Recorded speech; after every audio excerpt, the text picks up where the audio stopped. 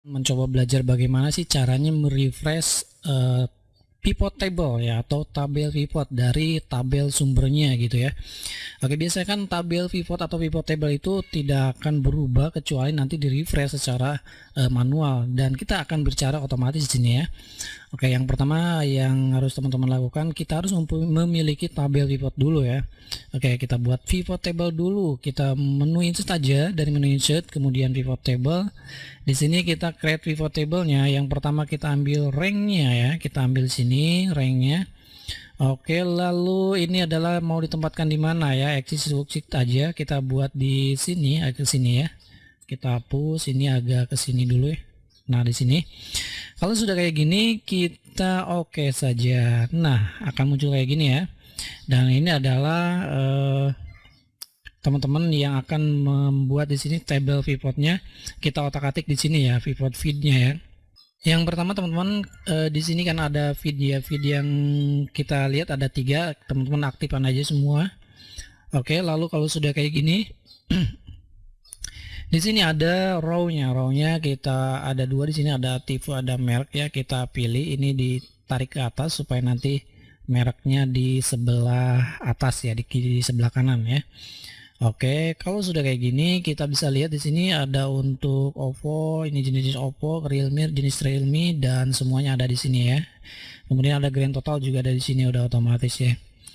Dan kalau teman-teman bisa lihat di sini bisa diturunin atau ditutup nih. Ini adalah terjualnya ya. Kalau di sini kan bisa menggunakan sum ya. Di sini sum, di sini sum. Jadi jumlahkan per apanya? Per merek ya gitu ya. Misalkan ada Oppo, Realme, Redmi, Samsung, dan Xiaomi ya. Ini ada terjual secara otomatis dijumlahkan berdasarkan merek ya, kayak gitu ya kalau dengan menggunakan pivot table. Nah, pertanyaannya di sini bagaimana sih kalau misalnya di sini update, di sininya akan terupdate pula gitu ya. Contoh, kalau misalnya di sini ada Samsung 340, kalau saya ganti menjadi 200 ya. Oke. Nah, ini Samsung harusnya ini berubah nih, karena di sini kan sudah berubah ya. Nah, ini permasalahannya. Kalau misalkan ingin berubah di sini, ada beberapa tahapan. Yang pertama kita bisa menggunakan klik kanan ya. Ini kan untuk Samsung masih 983, ini sudah dirubah ya. Kita bisa menggunakan klik kanan kemudian refresh. Nah, ini baru berubah ya 843 ya. Kalau misalkan saya rubah menjadi 800, oke. Nah, ini Samsung harusnya berubah ya. Jadi klik kanan refresh. Nah, jadi 1443. Jadi gitu ya. Jadi manual klik kanan refresh. Kemudian teman-teman juga ada lagi caranya dari menu analyze, kemudian di sini refresh ya. Ada refresh all. Oke. Nah, itu permasalahan kalau manual ya. Nah, kalau otomatis kita menggunakan coding ya, kita menggunakan VBA. Oke, jadi ini untuk manual, teman-teman sudah tahu mungkin ya. Ini kalau misalkan diganti maka di sini harus di refresh.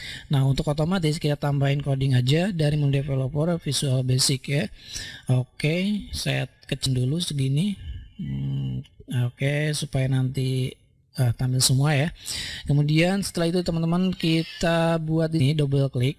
Nah, ini kita lihat prosedurnya dulu di sini.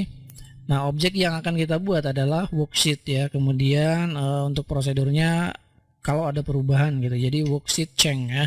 Oke, kita masuk lagi ke Visual Basic-nya. Jadi di sini teman-teman kita pilih dulu objeknya worksheet, kemudian selection change ya. Oke, jadi kalau misalkan di sini objeknya worksheet, kita buat selection change untuk di sheet 1. Oke. Nah, bagaimana codingnya? Codingnya sederhana teman-teman. Jadi teman-teman untuk membuat coding ini sebenarnya hanya sederhana aja.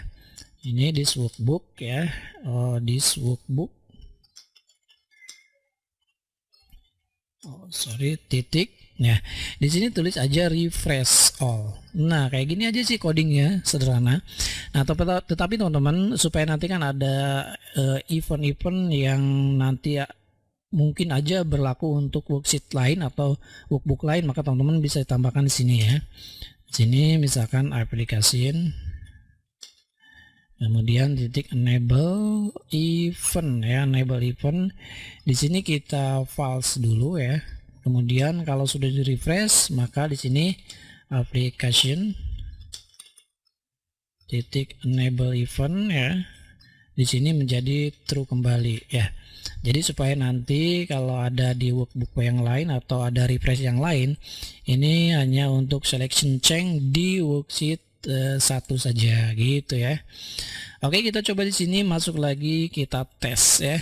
Nah, pertanyaan kemarin kan kalau misalkan di sini di tabel awalnya atau tabel dasarnya dirubah, maka di sininya akan refresh otomatis di pivot table-nya ya. Nah, contoh ya, sekarang 500, sekarang ganti menjadi 200. Kalau di enter ini akan berubah ya, Samsung berubah ya. Kemudian misalnya kalau di sini misalnya 2000. Oke, ini juga berubah, ini juga berubah. Jadi pokoknya setiap ada perubahan di worksheet sheet 1 itu akan mempengaruhi pada pivot table yang ada di sini, gitu ya. Oke, gini aja videonya bagaimana caranya refresh atau otomatis refresh pada pivot table ya. Demikian video kali ini, semoga bermanfaat dan terima kasih telah menonton video ini. Sampai bertemu kembali di video berikutnya. Wassalamualaikum warahmatullahi wabarakatuh.